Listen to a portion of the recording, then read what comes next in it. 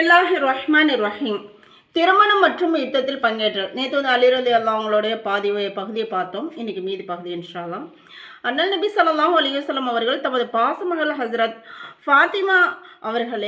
ஃபாத்திமா ரலியல்லாஹு அன்ஹா அவர்களை அலி ரலியல்லாஹு அன்ஹு அவர்களுக்கு மனம் முடித்து வைத்தார்கள். தங்களின் திருமணத்தை நடத்தி வைத்த தாங்களே ரசூல்லாவே இருந்து திருமணத்தை நடத்தி வைத்தார்கள். ஹசரத் ஃபாத்திமா ரலியல்லாஹு அன்ஹா அவர்களின் வம்சம் செழித்தது. அந்த வம்சத்திற்கு சயீத் என்றும் சத்தாத் என்றும் கூறப்படுகின்றது. மதீனா முனவரா சென்ற பிறகு நடந்த அனைத்து இஸ்லாமிய யுத்தத்திலும் அலி ரலியல்லாஹு அன்ஹு அவங்க வந்து பங்கேற்றார்கள்.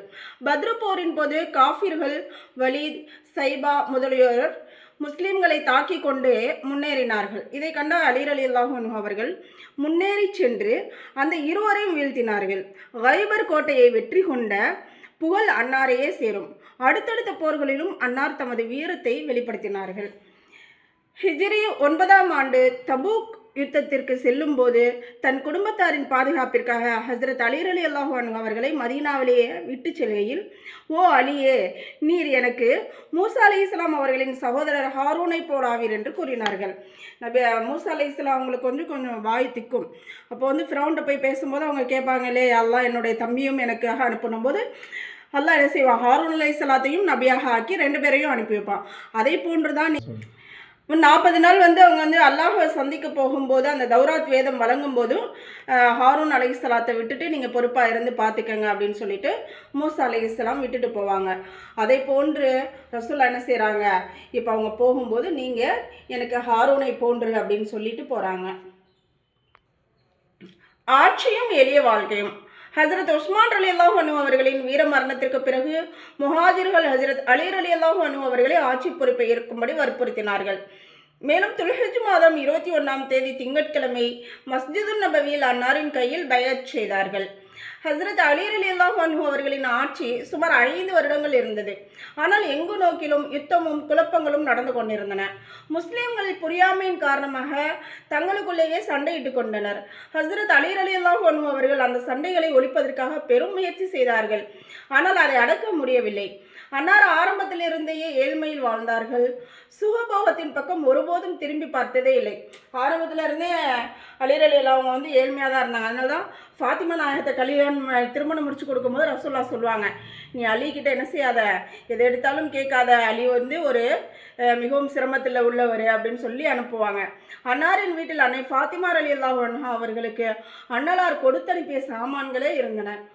அவை தவிர வேறு எந்த சாமான்களையும் ஹசரத் அலி ரலியல்லாஹு அன்ஹு அவர்கள் சேர்க்கவே இல்லை. எப்போதும் அவர்கள் கடினமான கூலி வேலையே செய்தார்கள். வீட்டின் சிறு சிறு வேலைகளையும் தாங்களே செய்து கொள்வார்கள். வீட்டிற்கு தண்ணீர் இறைத்து வருவார்கள். கடை வீதிக்கு சென்று தேவையான பொருட்களை வாங்கி வருவார்கள். மேலும் அன்னாரின் மனைவி ஃபாத்திமா ரலியல்லாஹு அன்ஹா அவர்கள் தாங்களே மாவு திருவுவார்கள். அந்த திருகை இருக்கும்ல, அதில் வீட்டு வேலைகளை செய்வார்கள். எளிமையை கடைபிடித்தார்கள். கனமான ஆடைகளை அணிந்தார்கள். பல நாட்கள் பட்டினி கிடந்துள்ளார்கள். தான் பட்டினியாக இருந்த போதிலும் யாசித்து வருபவர்களை வெறும் கையாக அனுப்ப மாட்டார்கள். வீர மரணம். இவ்வுலகம் அந்த நல்ல உள்ளத்தையும் நிம்மதியாக இருக்க விடவில்லை.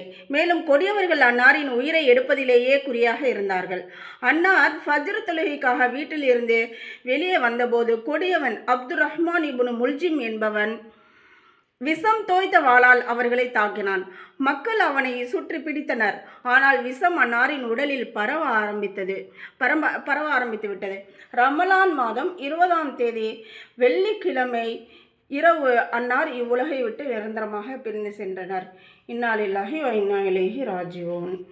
ஒரு விஷயத்தை கவனிக்கணும். வந்து சஹாபாக்கள்லாம் அந்த கொண்டவனுங்கெல்லாம் என்ன செஞ்சுருக்காங்க, உமர் ரலியல்லாஹு சரி, இவங்களையும் சரி, அந்த விஷம் தோய்த்த அம்பு, அந்த வாள், ஏன்னா அவங்களாம் அந்தளவுக்கு வீரமானவங்களாக இருந்தாங்க. வாளால் குத்துனாலும் கூட சாக மாட்டாங்கன்னு சொல்லிட்டு அந்த கொடியவர்கள் என்ன செஞ்சாங்க, இது மாதிரி சூழ்ச்சி செஞ்சாங்க. அல்ஹம்துலில்லாஹ், அல்லாஹ் அவங்களை பொருந்தி கொண்டான். அல்லாஹும் அவர்களை பொருந்தி கொண்டார்கள்.